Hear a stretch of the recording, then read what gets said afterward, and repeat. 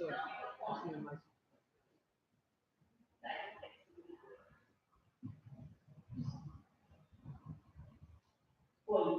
agora dá. Boa tarde a todas. É uma satisfação enorme estar hoje aqui com vocês. Obrigada, Longa, por essa oportunidade de estar aqui compartilhando com vocês um projeto pensado justamente com base no convite e por ter tido a oportunidade de ouvir os colegas e os estudos realizados nesse projeto. Cumprimentar vocês, é uma sexta-feira à tarde, não é? Então, são todos heróis estarem aqui na sexta-feira para esse convite foi um grande desafio, porque a partir dele, então, eu pude me enredar sobre uma temática que tinha conhecimento, mas precisava de realizar um processo todo de aprofundamento.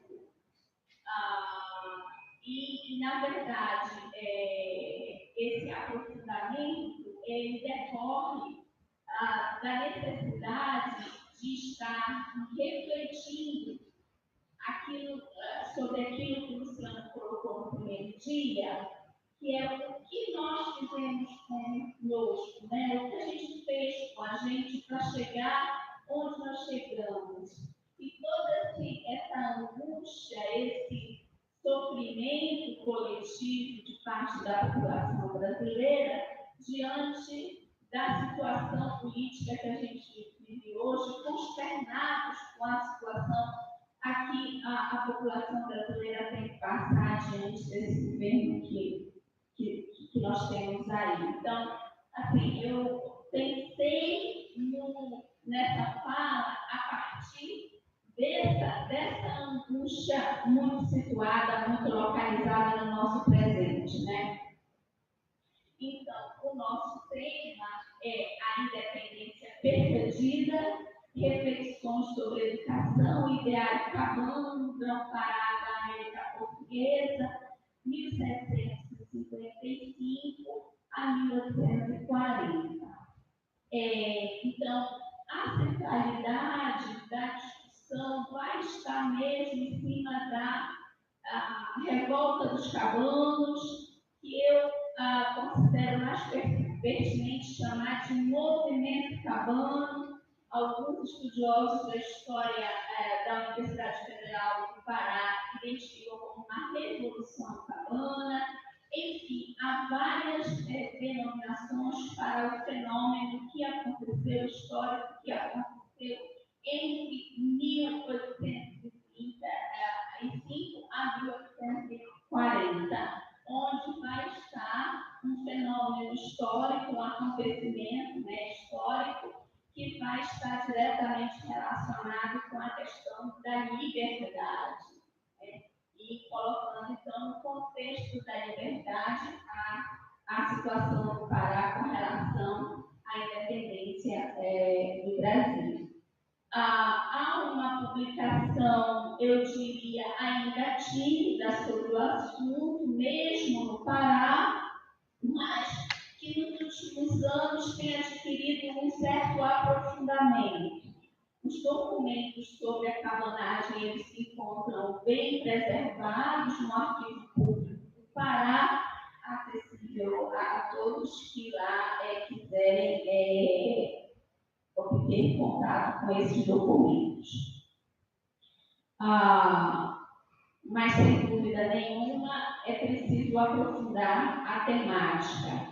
A discussão ocorrida hoje de manhã tem muito a ver com o que a gente vai falar, principalmente com relação à ideia mesmo de independência e a questão do povo, né? Porque, no meu entendimento, eu concordo com o que a Veto, um estudioso da cabanagem, escreveu um livro interessantíssimo sobre ele, sobre o movimento, que ele diz que quem participou do movimento foi a Ralé Norte. Então, vamos tentar entrar nesse universo, né? A ideia da reflexão é a seguinte, quando o Bona entrou em contato, que no caso do Brasil, país colonizado, eu preferia, assim, colocar o texto para vocês também acompanhando. Que no Brasil, que no caso do Brasil, país colonizado, a independência deve, a partir da Revolução Cabana, estar fundada num profundo sentimento de liberdade e de identidade de classe. A gente percebe uma relação profunda entre a ideia de trabalhador, um trabalhador explorado, mas este trabalhador é o tapuio, é o indígena, é o negro. Isto pressupõe a compreensão de que a liberdade deve ser direcionada, conduzida por e para o segmento de classe desta sociedade que foi destituída de liberdade, quais sejam os trabalhadores, os oprimidos, enfim, os subjugados. Como esta classe se constitui numa relação orgânica com a raça, a independência em direção à liberdade política deve se dar por e para os trabalhadores indígenas, negros e mestiços, ou seja, os filhos da terra que tiveram suas liberdades. No plano educacional, essa perspectiva de independência política que pressupõe liberdade de classe não pode deixar de prescindir de um projeto de educação para a classe trabalhadora, na qual a racialização de sua formação precisa ser contemplada para a afirmação das identidades nacionais do Brasil, um Brasil plurinacional. Então, sim, vai ser interessante se depois vocês podem dizer, e eu espero ter algumas contribuições de vocês para poder reencaminhar e reflexionar e aprofundar essa lógica. Bem, quais são os acontecimentos que me mobilizaram para pensar nesta lógica? Primeiro, a colonização do Estado do Grão-Pará. A colonização do Estado do Grão-Pará e Maranhão. Neste Estado colonizado, a criação da Companhia Geral de Comércio do Grão-Pará e Maranhão em 1755, que visava instalar e acelerar o capitalismo mercantil já em grande processo de exploração no Estado do Brasil. Então, uma questão importante da gente entender é que para os cabanos eles não eram do Brasil, eles eram do Estado do Grão-Pará e Maranhão, porque eles vão passar 2 séculos sendo no Estado do Grão-Pará e Maranhão, e isso vai continuar aí no século XIX. Do Grão-Pará e Rio Negro, em 1772, que visava garantir a posse do território da América Portuguesa. E aí, neste caso, né, a constituição da província, e aí, no caso da província do Grão-Pará e Rio Negro, o Rio Negro, que hoje a gente pode pensar que é o estado do Amazonas, fica submetido ao Grão-Pará, e no caso da província do Maranhão, o Piauí fica submetido ao Maranhão. A adesão do Pará à independência, que na prática, eu concordo com outros estudiosos que entendem que na prática não foi necessariamente uma adesão do Pará à independência, mas uma integração definitiva do Grão-Pará ao Estado do Brasil. E, por fim, o movimento revolucionário cabano, a cabanagem, ocorrido entre 1835 e 1840. Bem, então, eu organizei essa fala trabalhando a questão do Estado, do Grão-Pará e Maranhão, o segundo grande ponto, que é a adesão do Pará à independência, que eu chamo de integração definitiva do Pará ao Estado do Brasil, e o terceiro ponto, a cabotagem.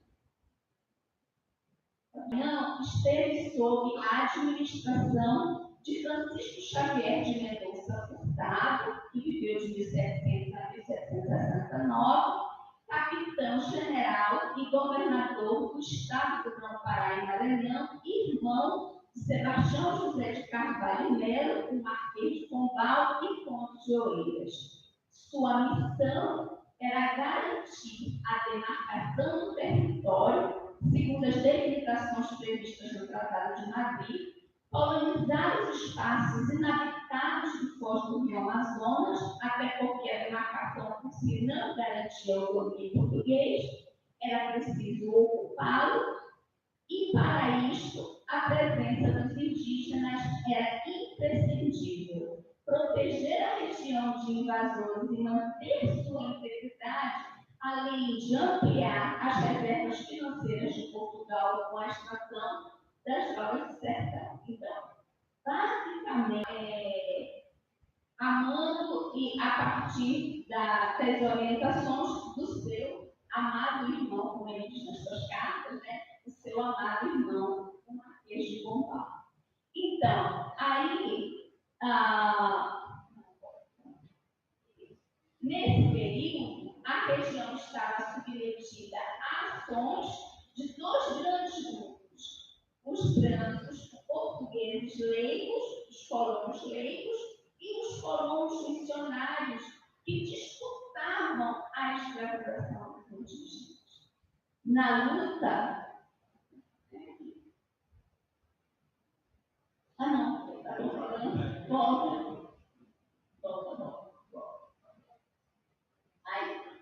Na luta pelo comércio entre esses dois grupos, o Francisco Xavier de Mendonça Hurtado, atendendo ao projeto do irmão, se alia aos brancos colonos leigos e executa uma governação que rompe com o processo de relações sociais conduzido na região predominantemente pelo ideário da Companhia de Jesus, ainda que outras congregações tivessem ocupado todo o vale do Rio Amazonas. E aí a gente passa para ter uma imagem. Não. Volta. Aqui. Tá? Então, aí vocês vão ver. Olha só, ali é o Rio Amazonas. Então, você tem ali, onde tem aquele vale do Rio Amazonas, eles vão, os missionários, vão criar, então, os aldeamentos. Então, com as becas justas, os descimentos, os resgates, eles vão trazer os indígenas para esses aldeamentos e estabelecer uma relação direta com esses indígenas, inclusive aprendendo a língua geral. Então, não se falava português, porque se falava era a língua geral. Tá? Vamos passar.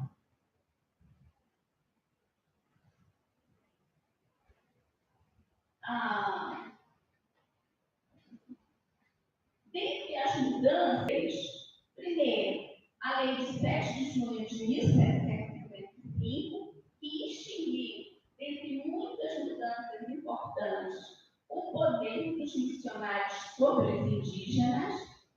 Segundo, a formação de novas capitanias para facilitar a administração geral da colônia, isto é, a arrecadação de impostos.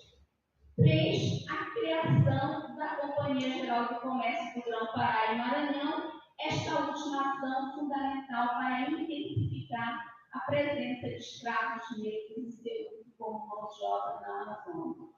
Até este momento, os africanos não faziam, digamos, parte do cenário da Amazônia. Eles vão passar a fazer parte desse cenário e se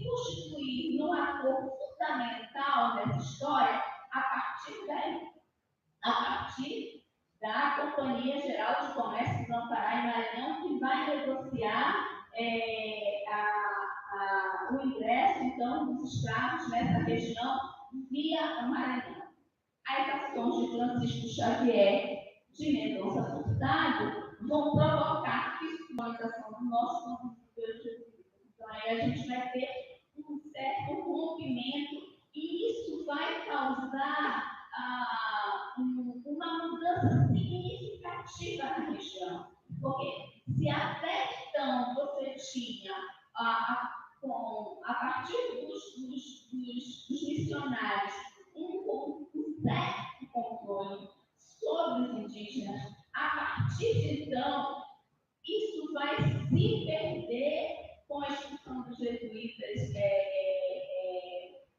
de todo o mar, de toda a Amazônia, de todo o Brasil, e constituir uma nova relação de subjugação dos indígenas que é aos colonos leigos. Então, para os colonos leigos, a presença de Francisco Xavier de Mendonça Furtado, que ficou como governador da província durante 9 anos, vai operar uma mudança significativa nas relações sociais em toda esta região. Então, aqui nós temos o Diretório Geral, que vai tratar da questão da população dos índios no Pará e no Maranhão. Então, as ações que visavam escravizar os índios, determinadas pelo regimento das missões do Estado do Maranhão e Grão-Pará, de dezembro de 1686, eu estou falando do regimento, o diretório vai se contrapor ao regimento, vai anular o regimento, mas o regimento, e em seguida, pela Junta Geral das Missões, cairão com o Regimento Geral de Diretório dos Índios, composto de 86 páginas, o documento intitulado Regimento e Leis sobre as Missões do Estado do Maranhão e Pará e para a Liberdade dos Índios, datado de 21 de dezembro de 1686, é resultado de conflitos entre moradores colonos com os jesuítas e trata basicamente do controle dos aldeamentos dos índios exclusivamente pelos religiosos, 2, da criação do ofício de procurador dos índios no Pará e no Maranhão, da proibição da moradia de homem branco não religioso nos aldeamentos, da prática do crescimento, do financiamento de missionários para entradas nos territórios pelos governadores, da repartição de índios aldeados, da construção de residências e colégios nos aldeamentos, da propriedade de índios por religiosos, do tempo de trabalho dos índios nos aldeamentos e repartições, do funcionamento das repartições e dos salários públicos. Então, o controle absoluto dos missionários sobre os indígenas, o que vai ser alterado. Aqui nós temos o regimento, né? Eu fiz uma proposta contrária, coloquei primeiro o diretório, depois apresentar o regimento para, em seguida, apresentar o diretório. Aqui nós temos localizado também as missões religiosas todinhas, olha, elas aí localizadas ao longo do Vale do Amazonas, Então, com base nos tecimentos, guerras justas e resgates, o poder dos missionários acabou por estabelecer, não sem revolta, resistência e luta por parte dos indígenas, uma estrutura de funcionamento da sociedade colonial no norte, que ao tempo em que promoveu o fortalecimento de uma elite proletária leiga na região. Olha, o que aconteceu? Eu acredito que todos vocês têm conhecimento, né? É que, a partir daí, então, os colonos leigos passam a ter controle sobre o trabalho indígena, então, agora não são mais os missionários que vão escravizar os indígenas, agora são os colonos leigos, e mais, os colonos leigos vão receber toda a riqueza que os missionários acumulam ao longo do Vale do Amazonas, né? Do Vale Amazônico. Então, assim, é tirar de um grupo e colocar os indígenas agora sob o domínio.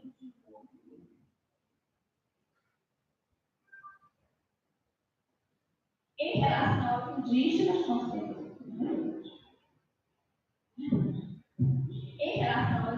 vou dar uma acelerada. O projeto Pombarinho para o norte da colônia previa sua transformação em mão de obra trabalhadora não escrava. Na realidade, ela não escrava, mas na prática não foi bem isso que aconteceu. A ideia era tornar o indígena útil ao enriquecimento do reino, o que era bloqueado pela ação dos missionários católicos, que faziam crescer seu poder econômico e político na região. Todavia, mesmo estabelecendo uma rigorosa legislação que tentava controlar os recursos advindos deste trabalho em favor da coroa, era difícil garantir o rigoroso cumprimento de transferência de recursos para as mãos do reino. Isso porque os colonos acabaram por tentar assumir, e de uma forma bem mais radical, o controle sobre os indígenas como faziam os missionários, sem, contudo, a capacidade destes. Os colonos brancos leigos procuraram, com a retirada dos missionários, escravizar os índios, constituindo novas relações sociais nas quais estes resistiam à subjugação. Portanto, a intenção de transformar os indígenas em vassalos do rei acabou por não acontecer como planejado. Né? Então, porque, na verdade, com o Diretório Geral dos Índios, que proibia a escravização dos indígenas, o que os indígenas fizeram? Saíram todos os aldeamentos e voltaram para os sertões. E o que os colonos leigos faziam? Aquilo que os missionários faziam. O descimento e o resgate iam buscar os indígenas no interior da floresta. Nesse momento, eles estiveram no sertão, eles se empenham no sertão para trazer os índios para aquelas propriedades que antes eram dos jesuítas e passaram para os colonos. É necessário reafirmar que durante o século XVII e parte do século XVIII, o braço indígena foi o responsável pela força de trabalho do norte, que vai ser arrefecida com a criação da Companhia Geral de Comércio do Grão-Pará e Maranhão, criada à medida em que os interesses do direito colonial e da coroa iam se aproximando, assumindo, dentre outros, os negócios do comércio de escravos negros.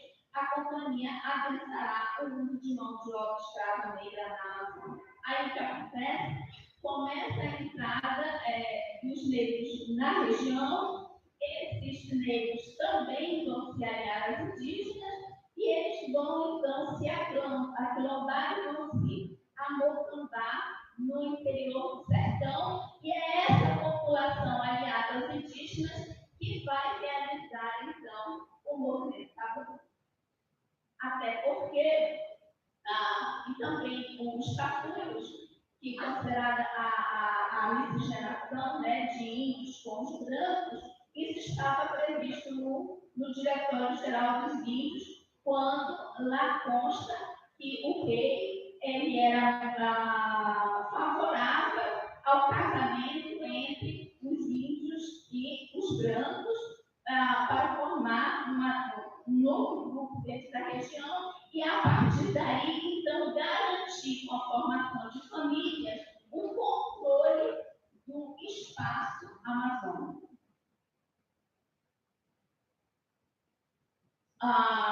Com a criação da Companhia Geral de Comércio do Grão-Pará e Maranhão, a coroa, por meio da expansão do uso de moeda metálica neste estado até meados do século XVIII. Então, para vocês terem uma ideia, como o processo de colonização então, de exploração mercantil, como aconteceu no estado do Brasil. Correspondências trocadas entre os irmãos irmãos, entre Francisco e o Marquês de Pombal, dão conta de que as estratégias táticas de governação vão sendo construídas à medida que os problemas vão sendo vivenciados. Ou seja, a mudança não tinha um projeto formado, vamos falar e vamos implementar. Não, à medida que o Francisco ia se dando conta dos problemas, ele comunicava ao irmão e o irmão então dava as orientações. Tem, acho que vocês conhecem, tem uma publicação de 3 volumes, né, do Senado Federal, constando todas as correspondências trocadas entre o Francisco e o Marquês de Pombal. Mediante todas as observações minuciosamente registradas, o Diretório-Geral dos Índios, atendendo a reivindicações de colonos leigos, é publicado e nele se destacam, além da tentativa de evitar a escravização dos indígenas e sua segregação como pessoas de segunda categoria, o incentivo ao casamento entre brancos e índios, a substituição da língua geral pela língua portuguesa e a punição à prática e demonstrações de discriminação contra os indígenas vai acontecer. Né? Conforme registros contidos nas cartas escritas e enviadas por Francisco Xavier de Mendonça Furtado ao seu irmão por coração, o Marquês de Pombal, o estado do Grão-Pará e Maranhão se encontrava em ruínas, reduzida à miséria. Ao dizer que no Pará, abre aspas, não só não me vejo por hora remédio, mas o pior é que assentam todos que cada dia vai a maior precipício sem remédio humano e que os dízimos hão certamente ir todos os anos a menos. Essa é uma carta, então, enviada por Francisco para o irmão. O capitão-geral e governador nos oferece, com esse extremo, uma dimensão das condições do norte da América Portuguesa, se tem como referência a vida e a cultura da qual adivinha o dito Senhor, que lhe servia de referência para projetar as ações do seu governo em favor da fazenda real. Esta situação nos indica a distância à vida na colonização do Brasil e que nos ajuda a pensar sobre as assimetrias em gestação no futuro território brasileiro. Fato é que a política pombalina para o norte não resultou em grandes transformações que favorecessem a sua população em franco processo de miscigenação. As fugas de indígenas dos aldeamentos e seus retornos aos sertões, em contato com a população negra traficada, que passa a constituir quilombos e mocanos nos seus interiores, além da formação de elite cabocla que se forma nos povoados, vão transformando as paisagens da região. O fundamental nesse processo não era nem a defesa dos jesuítas em favor dos indígenas, nem a exploração escrava da mão de obra indígena por colonos leigos, mas a resistência indígena que colocava esses dois povos sob constante conflito e, embora nasça nos 600, vai alcançar seu ponto mais elevado quando esta população indígena no estado contínuo de lutas de resistência se articula a colonos brancos em estado de extrema pobreza e aos negros aquilombados no interior dos sertões. Tal resistência se torna, inclusive, o elemento central do desenvolvimento do capitalismo na região e resultou, entre outros processos, na urbanização das cidades do norte da colônia portuguesa na América, especialmente de Belém, e no processo de educação escolar de suas populações. Eu acho que a gente vai ter que pular, né? Então, nós temos aí, pode passar. Então, nós temos aí esse contato dos negros africanos da Guiana Francesa que descem para o Vale Amazônico. Pode passar. Então, a integração do Pará ao Estado do Brasil e a do Guajará vai chamar de motins políticos, ou seja, há rebeliões e há lutas entre os mestiços já, e os indígenas e os negros no interior do espaço amazônico. Em 1º de janeiro de 1821, há uma sedição da tropa que deve junta governativa provincial, o Pará se integre ao Estado do Brasil e, ora, ele vai defender que ele não se integre, isso muito inspirado pela Revolução Constitucionalista do Povo, uma vez que Felipe Pavone, ele vem neste momento da Universidade de Coimbra fazer curso de Direito. Em 23 de fevereiro de 1923, procedeu-se a eleição para o Senado da Câmara, ganha os partidários da emancipação política da colônia. O resultado não agradou os defensores da vinculação do Pará à tropa. Em 1º de março, foram levantes da tropa, os membros da junta governativa são presos e deportados para o interior da província. Os eleitos para a Câmara Municipal são destituídos e restabelecidos os antigos membros favoráveis ao interesse de Portugal. Em 14 de abril, irrompe Belém a revolta militar de apoio à independência do Brasil e pela emancipação do Pará, que é sufocada pela reação portuguesa e teria impedido o desmantelamento do Império Camarino Português. Em 28 de maio, no distrito de Moaná, em Marajó, uma rebelião de apoio à independência. Vejam que, nesse momento, nós não temos, assim, os documentos indicam que não há uma relação, uma identidade do Estado do Brasil. Os cabanos não se sentem integrados ou integrantes do Estado brasileiro, mas isso vai acontecer ao longo dos rebeldes. Aqui vai ter um acontecimento fundamental que vai marcar a vida da população do norte do país, principalmente a população de Belém. Os rebeldes de Belém de Coaná são condenados à morte. A sentença é suspensa e os rebeldes são enviados a Portugal no navio Andorinhas do Tejo. Foram embarcados 271 homens, parte morre na viagem e outra na prisão portuguesa. Os mesmos que condenaram os rebeldes, enquanto estes viajam, aceitaram a independência do Brasil e promoveram a incorporação do Pará ao Império, tornando-se heróis da adesão do Pará à independência. Não por pouco, Dom Pedro havia prometido assegurar a propriedade aos prefeitados do imperador. Em 15 de outubro, há uma revolta popular contra a junta governativa provisória, eleita por ocasião da adesão para a independência, que era contra a emancipação política do Pará. A revolta é sufocada com inominável violência, além de fuzilamento sumário em praça pública por ordem do mercenário inglês John Penfield, amado pela população. A revolta é amarrada à boca de um canhão diante do clamor popular e do receio de uma revolta incontrolada, apenas suspensa. Ainda por ordem de Penfield, 256 rebeldes foram presos e amontoados nos porões do Pico Palhaço, cujas portilhas foram fechadas, provocando a morte de 252 pessoas. No dia seguinte, outros 3 morreram e o único sobrevivente que possuía os 20 anos da tragédia do Pico Palhaço ficou na memória do povo paraense. Aí, artistas da terra, né, do Pará, fazem essa obra aí que tenta traduzir o que aconteceu no Pico Palhaço. O fato contribuiu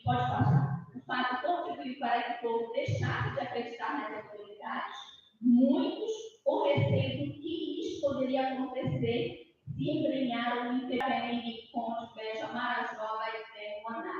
Em 27 de abril de 1824, há uma revolta contra a junta governativa provisória que foi detida e recolhida à Fortaleza da Barra. Procedeu-se a uma nova junta governativa e, em 1º de maio, proclama o apoio do país. No dia 2 de maio de 1824, tomou posse o primeiro presidente da província. Esse presidente da província, então, é destituído por uma rebelião, e aí, então, a gente passa para os acontecimentos que antecedem as lutas de revolta, tá? E vamos ser bem rápidos para uma... Então, as ações do presidente da província, o Lobo de Souza, do comandante das armas Joaquim da Silva Santiago e o comandante naval James Pires, todos homens cruéis e truculentos, é que vão promover toda aquela crueldade, né? Uma das ações do presidente que provoca a revolta popular é o decreto, depois do Filipe Palhaço, né? É o decreto de 23 de janeiro de 1834, em que comunica aos juízes de paz que deveriam recrutar os filhos jovens das famílias paraenses para servir ao exército e à marinha. Como isso não aconteceu, ele manda pegar todas as pessoas que invadiram nas ruas para fazer parte do exército da marinha. Pode falar. Então, aí a gente chega na cabanagem como uma revolução de revolta. Então, o que foi? Do meu ponto de vista, o único movimento político do Brasil em que povos tomam o poder de fato, e nas palavras de Cavedo, abre aspas, é o único e isolado episódio de extrema violência social, quando os oprimidos da ralé mais baixa, negros, tapuis, mulatos, capuz, além de brancos tão rebaixados que parecem não ter direito a branquear fogo em armas. Nesse momento curto, historicamente, se fez no Grão-Pará a grande rebelião social que não teve formas consequentes de organização política em torno do novo poder popular. Ou seja, em um ano, nós temos 3 presidentes cabanos e vários bombardeios e revoltas ocorridas tanto na capital, Belém, quanto no interior, quanto nos sertões. Quem faz o movimento? Os cabanos da ralé do norte se ligavam de toda a exploração sofrida composta de pretos, índios, tapuios e brancos empobrecidos. Contra quem? Os brancos enobrecidos, aqueles que herdaram todas as riquezas dos missionários, porque tinham a tradição de 300 anos de ter extermínio indígenas e extração de negros. Aí nós temos uma grafia sobre a situação da população, o movimento chamado de cabana, porque os homens que fizeram parte do movimento viviam nessas cabanas miseráveis. Vamos passar. O que provocou o ódio das massas, a revolta contra os poderosos, as injustiças vividas pelos mais pobres, enfim, o sentimento de revolta. Como foi? Ela foi deflagrada em 7 de janeiro de 1835, durante a regência militar permanente. Os cabanos armados invadem Belém, rendem os soldados dos quartéis que aderem ao movimento. Matam o presidente da província, Masson, Lobo de Souza, o comandante das armas, José Joaquim da Silva Santiago, e o comandante naval, Diego Pires, e destroem o prédio da maçonaria. Vão até a Fortaleza da Barra e libertam os presos políticos, entre eles o fazendeiro Félix Antônio Clemente Malché e os irmãos Binário. O Félix Antônio Clemente Malché tinha uma fazenda e foi nessa fazenda que morreu o Cônego Batista Campos, que na verdade é uma liderança que vai alimentar, fugindo das autoridades, vai alimentar o processo de, conscientização, ou de esclarecimento sobre o que estava acontecendo naquela população, grande parte não escolarizada, não sabia ler, não sabia escrever. Aqui nós temos uma imagem da revolta, tá? Então, o Félix Clemente Malché, que é retirado da prisão, ele é aclamado presidente da província e Francisco Pedro Vinagre é nomeado para o comando das armas. Na ata de proclamação das novas autoridades, disse não se aceitar nenhum governante nomeado secessão temporária, uma resposta dos cabanos à política da regência autoritária e nociva aos interesses daquela província. Disse literalmente na ata enviada ao Império. Pode passar. O povo e a tropa, reunidos no largo do palácio, acabavam de fazer do excelentíssimo senhor presidente desta província, Félix Antônio Clemente Malché, o falecimento do ex-presidente Bernardo Lobo de Souza, a quem já estavam cansados de sofrer por causa da prepotência e arbitrariedade que sempre praticou em todos os atos do seu governo, foi pelo mesmo povo e tropa que o aclamou, requerindo que se desse conta do acontecimento à regência, pedindo-lhe que não nomeasse mais presidente para esta província, até pois que a experiência tem desgraçadamente mostrado que eles, em vez de cuidarem do bem público, só tratam de seus interesses e protestavam não receber qualquer presidente que a regência lhes mandasse, pela certeza de que essa malfadada província não poderá prosperar se não for administrada pelo benemérito e patriota cidadão a quem com tanto júbilo acabam de aclamar. Dado o recado, o Pará não quer mais se submeter à política do império. Então, mas logo o Fernando Clemente Moncher, um fazendeiro, então muito ligado às oligarquias, vai fazer um governo que se contrapõe aos cabanos, e os cabanos não têm muitos deles, né? Destituindo ou vencendo politicamente, tá? Vamos passar? Pode passar? Pode passar? Tá? Olha só o discurso sobre os cabanos, né? É o presidente do Pará que nos afiança, e aí o que acontece? O Francisco Pedro Sinai também de arrefecimento dos ânimos, né? Então, é o presidente do Pará, isso daí no discurso dele para os cabanos. É o presidente do Pará que nos afiança tranquilidade, harmonia e paz. As vicissitudes da guerra civil terminaram e a boa ordem administrativamente substitui as crises mais arriscadas.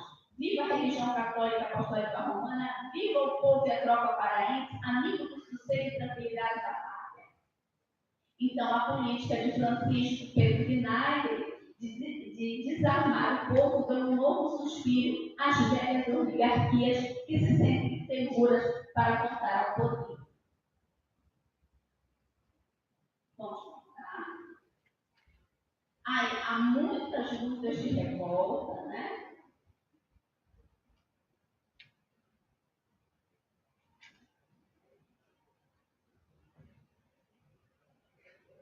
Deixa eu colocar.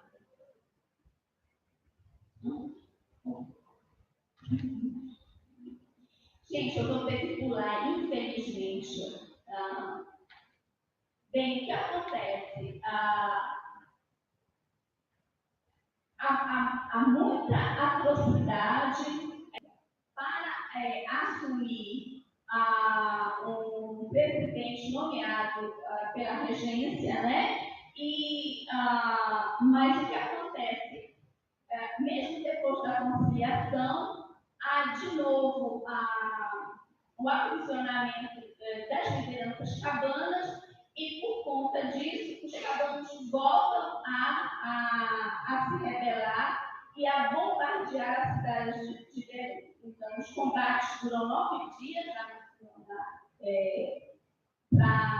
acontecer já a terceira presidência cabana, né, da província. Então, após o combate, durante 9 dias, já sob o governo daquele que foi nomeado, que os cabanos tinham aceito, né?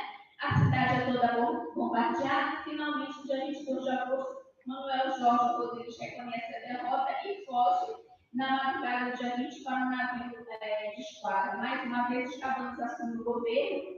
Os padres Jerônimo Pimentel e Tomás Picantes, deputados eleitos para a Assembleia Legislativa Provincial, foram indicados para a província, mas eles para a presidência da província, eles se recusam. Então, Eduardo Angelim, uma liderança dos cabanos, comandante em chefe das forças revolucionárias, é aclamado presidente. Ele tinha 21 anos e assume dia 26 de agosto. Então, aí o Angelim a confiança dos cabanos, né? E aí, no envio de um outro presidente da província, então ele se retira, e aí os cabanos começam então a atuar nos sertões da região amazônica. Vamos passar as considerações.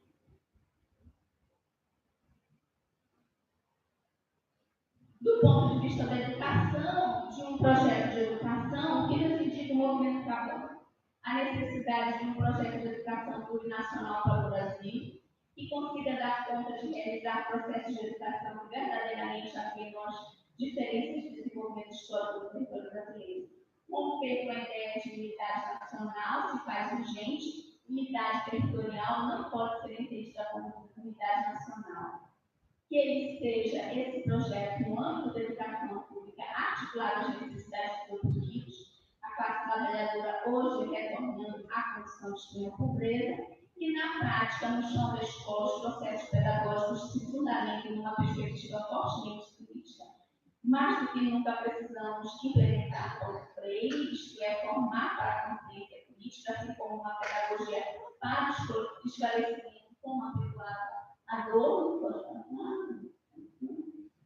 desenvolver práticas de ensino que promovam a consciência de classe e, nesse sentimento, estimular a formação das crianças e jovens, o espírito de luta e o sentimento de indignação diante da barbárie, ampliar a consciência racial para erradicar o preconceito e a discriminação, colocar as revoluções populares em destaque nos currículos escolares da formação da cidadania. Para isso, precisaremos nos organizar e rever o ideário subjacente ao Projeto Nacional de Educação do Brasil, que ajudou a alastrar uma formação liberal e individualista no conjunto da sociedade, que deu no que deu, que é o que a gente tem hoje, né? E aí eu gostaria só de passar as gravaduras, aí é Belém, nesse período, Belém do João Pará, pode passar. Aí tem outra gravura de Belém, pode passar. Esta daí é a Catedral Metropolitana, que foi construída por Antônio Durante, um arquiteto italiano que vai junto com o Francisco Xavier de Mendonça Furtado, isso é construído, portanto, aí no período do urbanismo. Pode passar. Aí nós temos também a Igreja do Carmo, também é construída e projetada por Lante. Pode passar. Nós temos aí o Palácio do Governo, também projetado por Lante. Pode passar. Nós temos aí o Memorial Cabana, um memorial que foi projetado por Niemeyer, né, e que pode passar. Aí essa gravura que indica a quantidade de mortos, né, de homens cabanos foram assassinados, foram torturados durante o movimento da Revolução Cabana. Obrigada.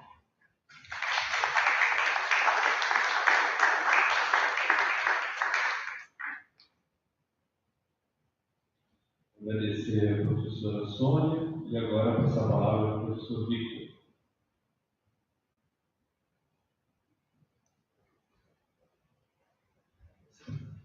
Buenas tardes con todas y con todos. Agradecer a la universidad, a José y al equipo por la invitación. Es posible, sonó entre independencias y educación. En el caso mío, desde la óptica de unas poblaciones comunidades innominadas, silenciadas. Yo quiero comenzar entonces con un canto amazónico del pueblo Muri Murina. Si uno se ubica en Belén do Pará, conecta a través del Monaina Namani, sería un nombre en lengua Muri. Llegar a Paraná traduciría la cabeza del Paraná y se conecta con el Monaina Namani, con el río Amazonas.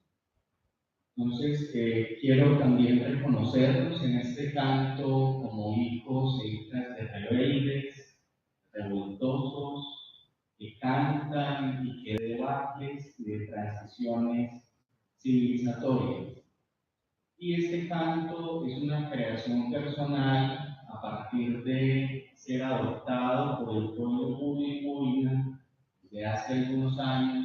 Vengo trabajando con ellos y con ellas en luchas, en procesos de revitalización de las lenguas originarias en la selva amazónica, pero también en Medellín, la capital de Antioquia, el departamento donde habito, trabajo, aprendo, entre otras prácticas amorosas y políticas, y también con otros pueblos y comunidades comunidades indígenas, afro, de diversidad sexual y por supuesto, como dicen acá en lengua portuguesa, poblaciones con deficiencia.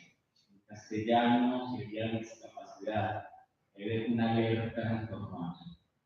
Y este canto que he venido sintiendo en los últimos 3 o 4 años recupera un canto muy específicamente del pueblo Menica.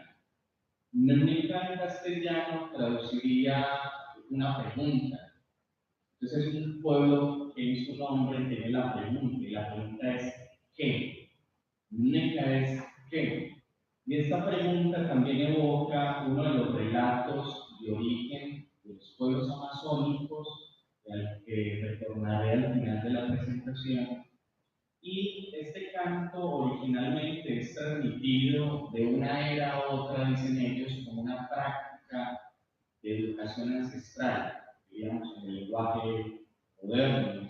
Es una práctica educativa no escolarizada, se transmite, se entrega en lo que sería al mismo tiempo la universidad, la casa, la escuela, el lugar ritualístico de prácticas de alimentación, que en lengua menica sería anánico.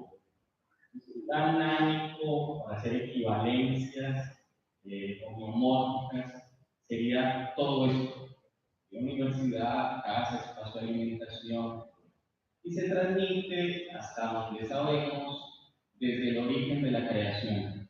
Estamos hablando de una práctica educativa que es de los tiempos preconquista, que ha podido resistir de muchas maneras a todos los científicos. Y que todavía, cuando uno va a las ceremonias en la selva, se escucha. Y los niños y las niñas, los jóvenes y las mujeres lo cantan, ceremoniándole a la tierra y a la reconexión. Por tanto, originalmente le está agradeciendo a una de las plantas de poder, ¿sí?, que está desde el origen.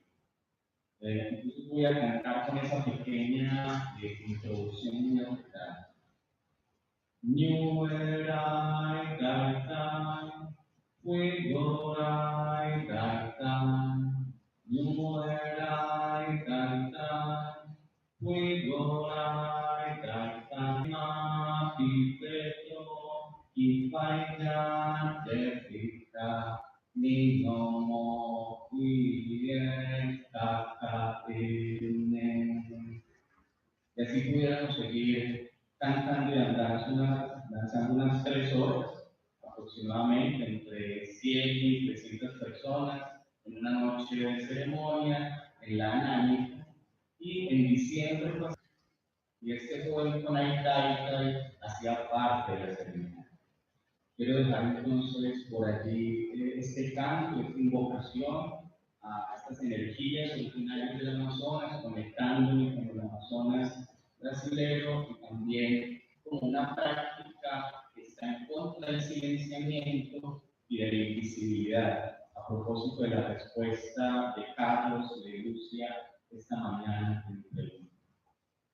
Bueno, en el slide ven el título tentativo de esta presentación, que está en proceso de reconstrucción permanente, y no lo voy a leer. El próximo, ¿no? Y quisiera como comenzar con algunas notas en clave de discapacidad y de deficiencia a propósito de las independencias y de la educación.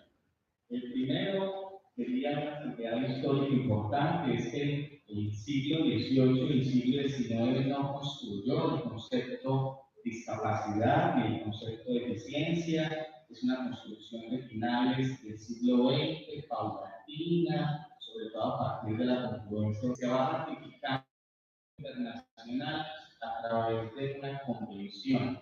Es la Convención de Derechos de las Personas con Deficiencia, que se emite en el año 2006 y es ratificada por la mayor cantidad de países hasta el momento en nuestra América, incluyendo por supuesto Argentina, Brasil, Colombia, los que estamos aquí reunidos.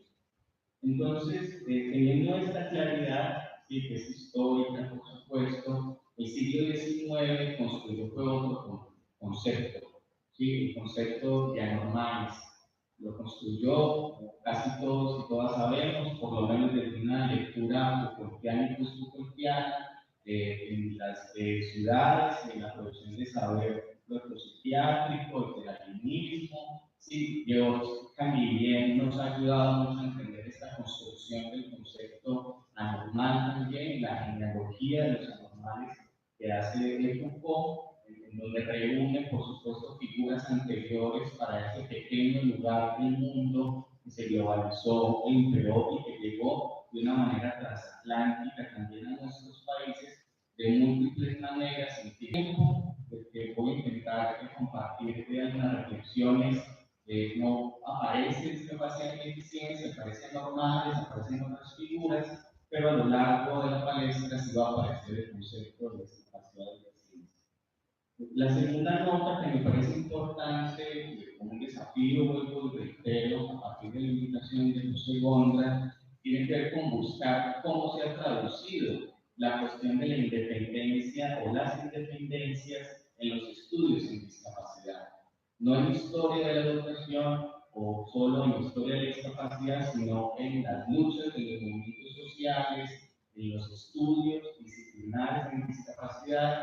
Y allí la síntesis de ese rastreo y esa revisión es que la independencia evoca procesos de la década de 1960 y 1980 en entornos eurocentrados y norteamericanos en torno a reclamar lo que ellos llaman la institucionalización, prácticas de discriminación, donde estaban en espacios aislados, como internados, escuelas especiales, entre comillas, y no tenían un acceso a los servicios. Entonces, se gesta paulatinamente un movimiento que es llamado, en términos sintéticos, movimiento de vida independiente. Entonces, los movimientos de vida independiente evocan este concepto de independencias, pero en ningún momento se relaciona directamente con los procesos y luchas por la emancipación y la independencia de los Estados nacionales, sino de una comunidad que todavía es oprimida, que todavía es excluida de esa construcción, de esa comunidad imaginada, que es el Estado-nación y que necesita, que precisa, que urge de ser integrada, se diría en esos tiempos, luego, más recientemente, que necesita ser incluida a esa sociedad común. Entonces, los movimientos de independiente todavía existen. En España, por ejemplo, hay un foro de independiente que ha tenido combates contra los discursos hegemónicos. Ellos, por ejemplo, no hablan de deficiencia ni discapacidad, sino de diversidad funcional. Y este constructo de diversidad funcional pretende quitar un lastre negativo al prefijo discapacidad o deficiencia y generar una articulación directa con perspectivas multiculturales, democráticas, progresistas, pero termina atrapado en una lógica. Cuando me fui a revisar los textos clásicos en torno a independencia y educación en nuestra América, tanto los primeros que yo leí estudiar como si parece una articulación directa con los anormales, o en el caso de principios del siglo XIX, con los lisiados, menesterosos, boenchis, leprosos, locos, y todas estas figuras que terminan siendo a finales del siglo XIX las mujeres trans. Entonces hay una ausencia evidente allí que ameritarían los desarrollos de investigaciones, creo yo, en el campo de la disciplina de historia de la educación y la pedagogía. Un cuarto elemento tiene que ver con otra revisión, y es en la literatura en torno a la educación especial. Que se ha dicho y que conocemos en nuestros países, pero también en Occidente, con sus discursos, etcétera, que tomaría la infancia normal como objeto de su reflexión teórica y de sus prácticas, ¿sí?, para ser educados. Y pues allí todos los trabajos señalan la obligatoriedad escolar, a la máquina escolar. ¿Sí? Los AGP, por ejemplo, ¿sí?, con los que trabajó Claparède, Binet, Simón, el mismo Piaget, entre otros pedagogos modernos de escuela activa o escuela nueva, como cualquiera, eso se llama, y otro conjunto de asuntos que incluso llevan a pensar en la sociedad industrial y la industrialización de las ciudades, etcétera, son la condición casi que sine qua non para que exista entonces la educación especial y por tanto unas prácticas educativas orientadas hacia la población, a las personas anormales y en este caso específico el reporte con deficiencias. Me parece entonces importante revisitar esta cuestión de la obligatoriedad escolar porque se difunde en nuestros países en el centenario. Sí, casi que cuando estamos celebrando el centenario en nuestros países, el discurso, las reclamaciones, las leyes, los intelectuales, las sociedades, ya están ubicadas desde la obligatoriedad escolar. Y para todas las poblaciones, en este caso, hoy insisto, las personas con deficiencia o anormales, retrasados o retardados, de ese entonces. Era el lenguaje científico, por supuesto, no era un lenguaje figurativo. Y en el centenario la obligatoriedad escolar permitía que se crearan entonces escuelas, aulas, sociedades de expertos o de profesionales que empezaron a trabajar en torno a la pedagogía o educación de normales, que luego se llamará educación especial, ciencias médico-pedagógicas en otros lados, psicopedagogía, y todo eso tiene, digamos, durante todo el siglo XX una proporción de discursos, instituciones, de técnicas que todavía habitan en nuestro cuerpo, digamos, y en nuestra institucionalidad.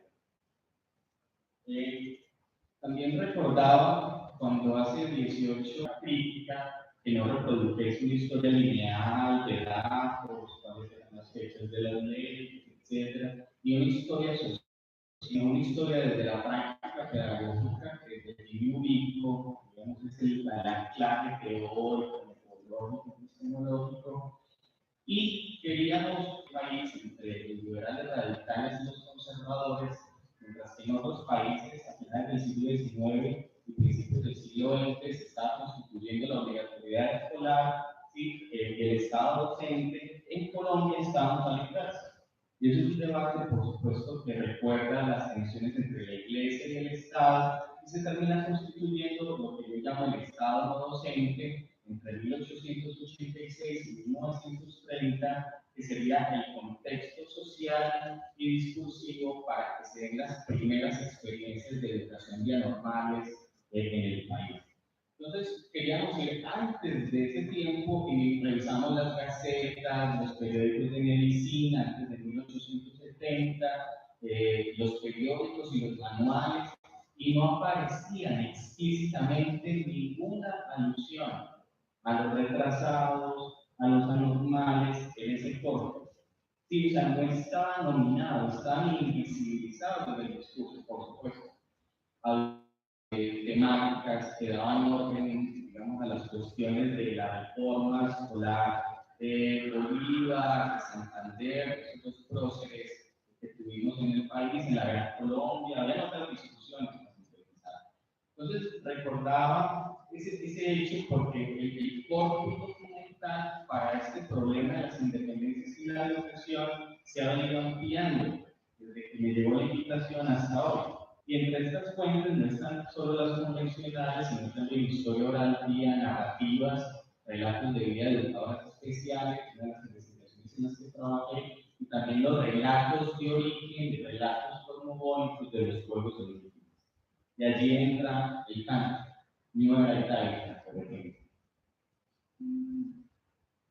Para ir finalizando, entonces, digamos que esta presentación y esta perspectiva no solo es un aporte al campo de la historia de la educación y la pedagogía, sino también a los esfuerzos que venimos haciendo para alimentar una historia crítica de la deficiencia o la discapacidad en nuestra América, con múltiples genealogías, cruzando perspectivas metodológicas y epistemológicas plurales que nos permitan a una comunidad postdisciplinar tener unos elementos históricos para debatir en el presente desde las luchas de los movimientos sociales de personas con discapacidad, y allí venimos trabajando desde Claxo en algunas investigaciones Tengo entonces, con todas estas notas, hay otras, quise seleccionar esta, una hipótesis, ¿sí? También de trabajo para someter a escarnio público hoy en los siguientes años, es que las luchas por las independencias, las luchas por la emancipación y la libertad, principalmente desde sus guerras, ¿sí? Produjeron los anormales del siglo XIX de muchas maneras. Todas las guerras fueron creando mutilados, lisiados, etc. Mientras al mismo tiempo la máquina escolar, desde la enseñanza mutua, desde el ensino mutuo, hasta en el caso de Colombia, ¿no? La pedagogía pestalozziana, la escuela nueva, la escuela activa, hasta la educación especial institucionalizada en la segunda mitad del siglo XX, incluyendo muy a finales, la década de los 80 y 90, seguía construyendo de múltiples maneras las figuras del normal escolar. Entonces, las luchas por la independencia produjeron este continente de anormales, que van a ser nombrados luego, insisto, por esa psiquiatría, que no van a cesar. Entonces, a compartir, próximo, por favor, varios mosaicos de imágenes que nos ayudarían a transitar desde el siglo XIX hasta finales del siglo XX, con algunas cuestiones para la discusión. Un primer mosaico, imágenes literarias e imágenes descriptivas, por supuesto, de los cronistas, vamos más por ahí, por las dificultades propias del archivo, las condiciones de lo imprenta, etc. Entonces, digamos que en este primer momento de este mosaico de imágenes, quisiera solo mencionar dos movimientos o tensiones. Una tiene que ver con un manual, ¿sí?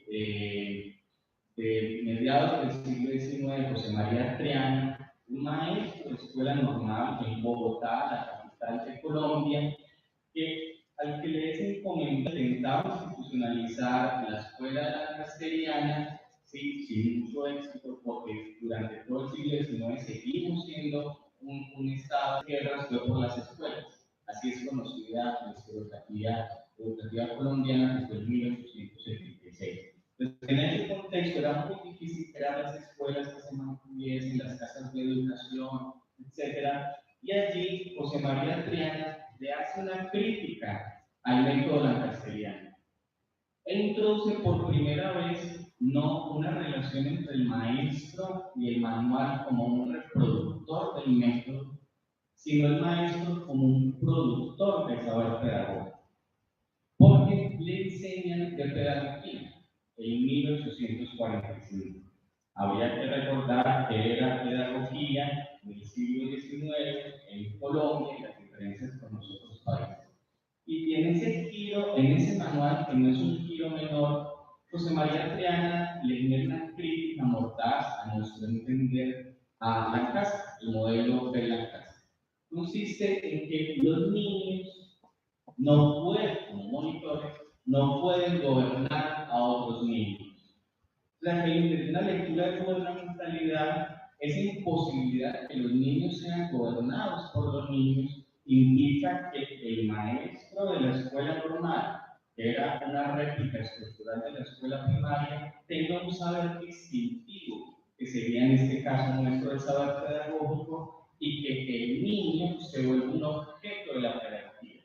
No el sujeto está en los primeros prenocomios, sería una especie de abuelo del manicomio, del hospital mental, y tenemos un archivo que se va presentando, ¿sí? Los regentes señalaban a la policía que había un loco en una casa de una ciudad, y en ningún lado aparece que hay que llevarlo a la escuela, porque hay que educarlo, no hay que contener al loco, ¿sí? A los vagos, a los valetudinarios hay que curarlos.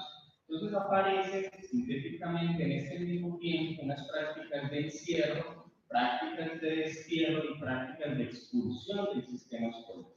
¿Sí? Parece eso importante, que aquí puse una imagen de las canónicas de una escuela inglesa, de las pocas que existen en los manuales nuestros en Colombia, reproducida por supuesto de los textos que fueron llegando a Colombia. Y a finales del siglo XIX, para terminar este primer mosaico, empieza a aparecer la instrucción pública en 1870. Y va a ser un elemento fundamental para esta reconstrucción de la relación de independencia de educación y discapacidad, porque Enrique, un director de instrucción pública, en sus informes de instrucción, termina sintetizando el pueblo de seres incapaces de ser educados, de recibir cultivo en su cerebro, sería un pueblo pobre. Y aparece un discurso pedagógico pestalozziano en torno a la inhabilidad de aprender, en torno a la incapacidad, y el decreto orgánico de instrucción tiene explícitamente en donde en el marco de la obligatoriedad dice: no estudiarán, no serán instruidos los niños entre esta edad y los 15 años que tengan, entre otras cosas, bibliotecas, que sean imbéciles, que sean cretinos, que sean lisiados, que tengan enfermedades de contagio. Entonces, este siglo XIX, este primer mosaico de imágenes, nos ayudaría a entender que no están en las guerras de la independencia, en los discursos, pero están producidos por las guerras de la independencia, y en los discursos pedagógicos están proscritos. Hay maestros y maestras, etc. Yo dejaría este primer mosaico próximo. Un segundo mosaico nos invita a visitar a finales del siglo XIX y más o menos mediados del siglo XX. Aquí seleccioné algunas imágenes síntesis para poder percibir. Yo creo que en el auditorio no hay personas con deficiencia visual, sino hay una audiodescripción de estas imágenes, por eso no lo estoy haciendo. Entonces hay algunas imágenes que se sintetizar aquí a la izquierda de mía. Esa es una imagen de 1939, ¿sí? Ya ha avanzado la hegemonía conservadora del país, se ha acabado esta discusión con los conservadores, está Lossi hacia los discursos escolanovistas, ¿sí? Ya no hay un sustrato ideológico tan marcado, sino más una orientación social. Ha ido Ovidio de Florida a Colombia, ha formado algunos maestros, se ha apropiado de John Dewey, en un contexto muy diferente. Sin embargo, esta imagen es de un curso de información pedagógica, cursos que se crearon la década del 30 para formar maestros en lo que ya era la educación ya normal en el país. Ya hay unas piezas claves en esa imagen. Aquel que estaba proscrito de la educación, instrucción, inhábil, lleno de vicios de constitución, ya era un objeto gobernable. Ya se le tenía, se le podía examinar, se le podía medir, se podía conocer pormenorizadamente a través de los test o de los exámenes médico-pedagógicos en esa alianza entre su mente y su cuerpo. Y se les enseñaba a los maestros y a las maestras en el Instituto Pedagógico Femenino estas prácticas que aquí vemos cómo son utilizadas por Gabriel, Jesús María y Hernán, estudiantes de ese curso de información pedagógica. Y unos años después, una década después, encontramos, por ejemplo, en nuestra América Latina, un conjunto de libros ya educadoras, de pedagogos y de pedagogas que empiezan a hablar de una manera mucho más profusa en torno a la educación de los retardados, la educación especial. Este es un texto de 1948 y tiene dentro de sus páginas imágenes que retratan a ese niño, a esa niña objeto de conducción. Son anormales instruibles, anormales educables. Hay un conjunto de cuerpos que hay que normalizar. En eso la máquina escolar es efectiva, incluso cuando ingresa a los que proscribe durante el siglo XIX, y también genera procesos de formación de maestros, de maestras, de escuelas y aulas especiales, de instituciones médico-pedagógicas. Esa es una diferencia enorme al principio del siglo XX en nuestros países. Y en el medio quise empezar a establecer conexiones, algunas pocas por supuesto, con Brasil. En tiempos de imperio, sea, en el primer mosaico de imágenes, ¿sí? Se crea en nuestra América, hasta donde sabemos, el primer instituto imperial para niños ciegos, en 1857, acá, en Río. Y José Álvarez, ciego, fue a Francia a estudiar en el Instituto de Ciegos y le recomienda a... Entonces, hasta donde sabemos, esa es la primera institución en nuestra América. Luego en Chile se crearon a finales del siglo XIX y él llegaría de retorno esa iniciativa del imperio en tiempos de post-independencia, diríamos ahí, sí, que se crea una institución de este talante con sus prácticas y demás, como pregunta. Y en esta primera mitad del siglo XX está Elena Anchipofi. Ella estuvo en la imagen de arriba, está con Eduardo Claparel, pedagogo activo, ¿sí? De un enfoque experimental, logicista, hay unos procesos transatlánticos muy interesantes, a mi modo de entender, para seguir explorando. Y en la segunda está en la sala de la década de 1970. Digamos que hay entonces una profusión y una discursividad pedagógica, científica, médico-pedagógica, que le da un giro de tuerca a esta proscripción basada en la incapacidad, en la inhabilidad y que se vuelve manual. La tendencia no aparece en los discursos en torno a la educación de los retardados.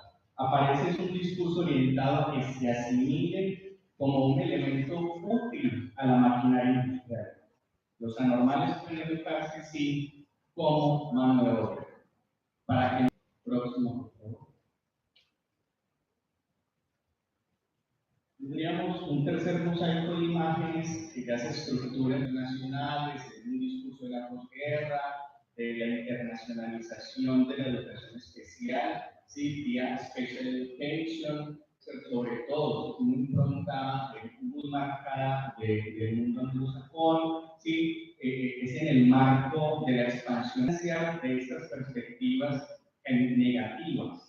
Sí, ya empieza a decirse no son retardados, no son anormales, por ejemplo, de documentos donde se habla de la subnormalidad, los niños subnormales.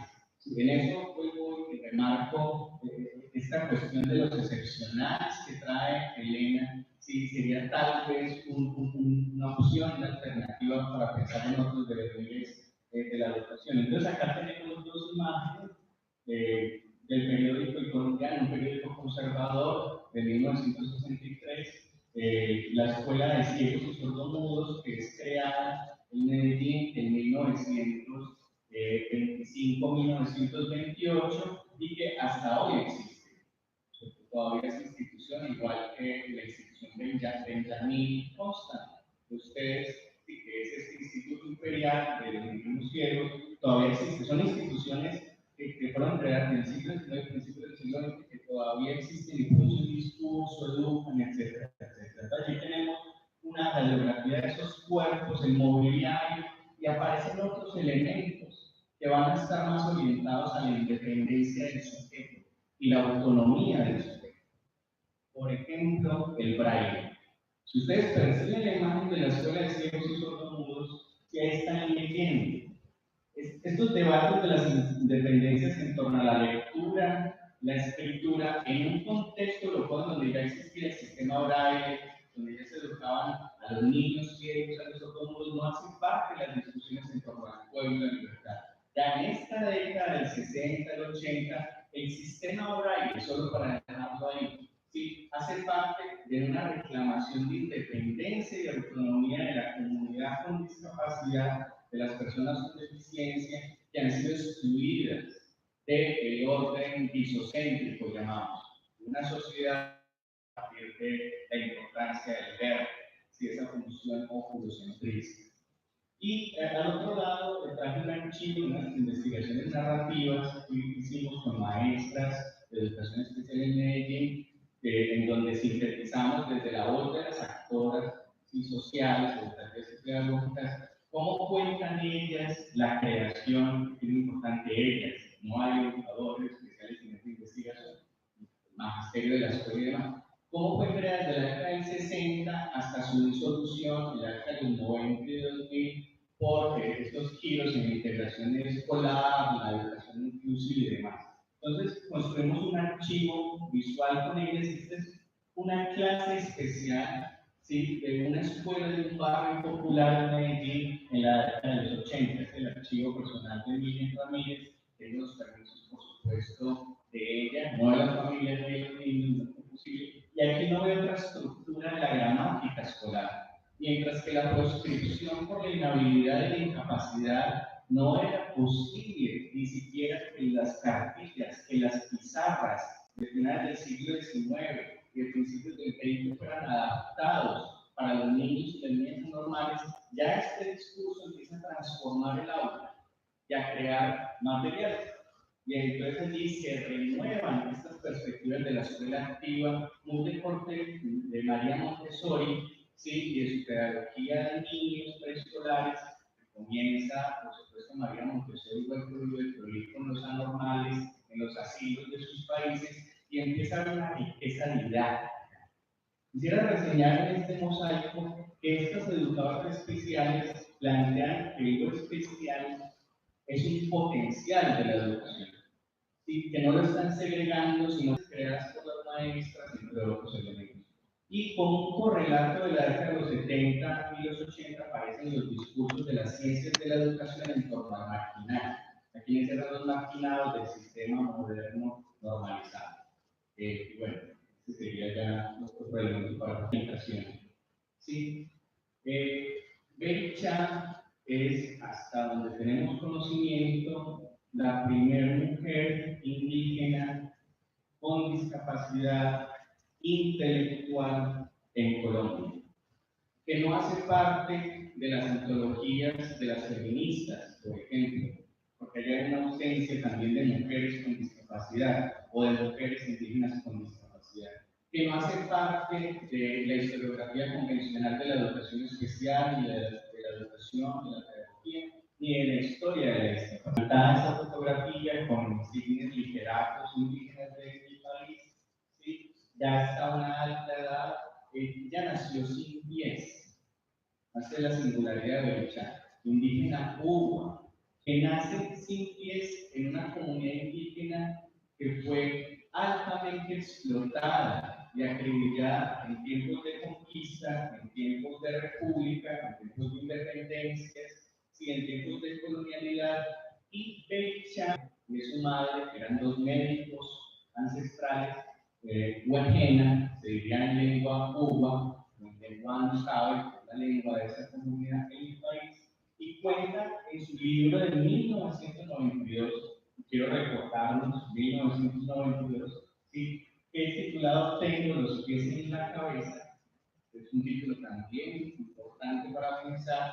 Allí, Bericha no es autobiográfico, pero también es una condensación de la cosmogonía del pueblo Uwa y de sus luchas por la independencia en el marco de una nación que lo siguió oprimiendo a pesar de ser república. Entonces allí encontramos un discurso diferente, tullidez y limitación, que es un lenguaje propio de la década de los 80 y de los 90. ¿Sí? Y allí es una traducción de una Biblia, o de fragmentos de la Biblia, con los misioneros, ¿sí?, en la década del 50, 70 y 70, estudian monistería y poco a poco va habiendo un proceso de emancipación. Porque cuando se encuentra con dos teólogos de la liberación y con unas enfermeras, empieza a darse cuenta de que las hermanas del internado donde ella estudió la han estado oprimiendo a ella y a todo su pueblo, pero ella no tenía esa conciencia. Entonces, este proceso de emancipación pedagógica, ¿sí?, la lleva a liderar luchas por la autonomía de su pueblo, el pueblo humano. La lleva a defender la tierra, a defender la sangre de la Gran Madre, a crear organizaciones políticas indígenas. Y entre todo eso, no me falta la cabeza. Y lo que he obtenido en los últimos años compensa mis sufrimientos y angustias. Los procesos de independencia, de emancipación, también se tejen en el sufrimiento y en la angustia de los que han sido creados en el marco de las guerras de los que han sido proscritos de la pedagogía, bien sea en su enseñanza fundamental, en su enseñanza pestalozziana, que han sido intentado educar, que se han intentado educar a través de las escuelas nuevas, escuelas activas, escuelas especiales, de la educación especial como subsistema, y aún así existen algunos que todavía se vienen emancipando. Que sea entonces un instante para también refrendar las memorias y las luchas de esas otras mujeres y comunidades que no son nombradas, que no son conocidas por nosotros y por nosotras en este bicentenario. Para terminar, quisiera entonces volver al canto. Niora Aidai, Cuigora Aidai. Puede ser también Niora Aidaima o Niora Aidaima. En otras lenguas, la historia de la educación se ha preguntado por la emancipación, por la independencia. Sí, a mí me parece que el trabajo de Sonia hoy nos acerca de otras maneras, sí, a esta compleja trama política, estética, ética, sí, de vejámenes y demás. Dejo abierto la pregunta porque Aidai sería la palabra para el pueblo Ñañica del Amazonas colombiano para nombrar eso que Occidente construyó como anormales, que luego construyó como idiotas, imbéciles, hasta llegar a cuchillos y militares. Y ahí está, desde una etimología ancestral que venimos construyendo, significaría, en castellano, vamos a traducir a las otras lenguas coloniales, significaría la criatura que es así por causa de eso. Entonces, una criatura, hija de la madre tierra, como todas las criaturas, ¿sí?, que es creada por una causa. Esa causa no siempre está marcada por el binomio occidental normal-anormalidad, aunque sí está gobernado de muchas maneras por las interferencias de Occidente, de los pueblos, en las instituciones de salud, de educación, los medios de comunicación, la organización, etc. Y ahí tiene otro desliz, y es que aparece en la lengua mañonica, pero no en los relatos de origen.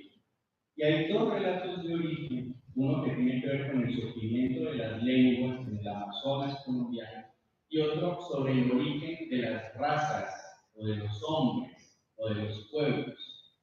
Y en uno, en nivel de las lenguas, aparece una lengua en especial, Gogodino. Gogodino es la lengua del tartamudeo. Y esa lengua del tartamudeo no tiene que ver con la disfenia, sí, con esto que nosotros no sé en portugués cómo se dice tartamudo.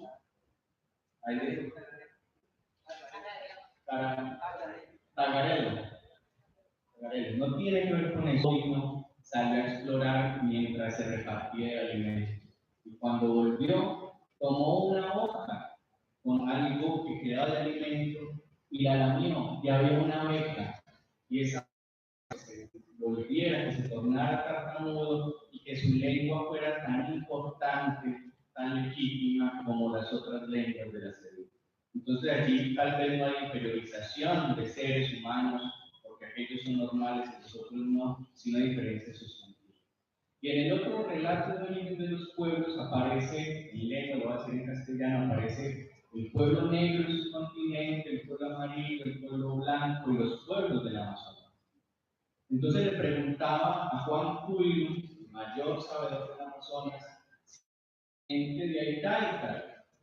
Me dice, no hay un continente Aitaica, pero en todos los continentes hay criaturas que nacen así por causa de. Por tanto, entre América y África, América y allá, o como queramos nombrar, hay Aitaica, y hay que cantarles como una práctica de resistencia a esa hermosura, muera a esa preciosura, a ese agradecimiento. Figura Aitaica. Muchísimas gracias.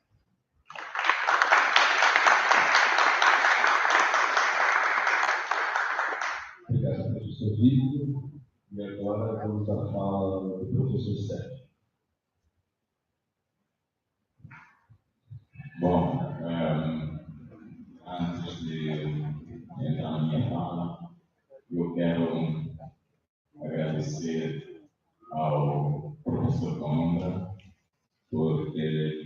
dado esta oportunidade de ter estado durante 4 anos no Rio de Janeiro fazendo doutorado como seu aluno, poder voltar para cá um ano depois para ver os meus colegas do grupo, ver o meu professor, e conhecer outras pessoas de outros quadrantes. E é uma honra, é um ganho, professor Londra, não só para mim como formado, mas também para o meu país, sobretudo para a minha universidade. E neste momento está muito orgulhoso de ter um professor e esta oportunidade também lá. Eles sabem disso e toda a felicitação que eu recebo, eu devolvo para si e para o meu grupo. Também aproveitar para agradecer aos que nos apoiaram, né? Mas o professor Londra pediu apoio para algumas instituições que tornaram este projeto possível. E aí, Província do Norte, chamada Nampula, e eu sou professor de pedagogia e de psicologia educacional. Então, a minha iniciação na história da educação começou mesmo no grupo da NEP, e de lá para cá eu não mexo em outras coisas, senão me interessar, bastante interessante, mas pouco explorado em Moçambique, que é a formação de professores primários, libertação da terra e emancipação dos povos de Moçambique. É uma proposta de tema, mas a minha intenção é discutir o projeto de educação emancipadora e libertária no período que antecede a independência de Moçambique. Eu me refiro de 69, ele aparece 68, desculpa, eu vou ficar, é 69 a 74. Então, este período que antecede a independência de Moçambique. Moçambique é muito novo, é jovem, tem apenas 45 anos este ano, e o projeto da educação dos moçambicanos, que fosse de fato libertária e emancipadora, ela foi construída nesse período aí. E é um período pouco explorado. Eu achei uma oportunidade de trabalhar nele, mas olhar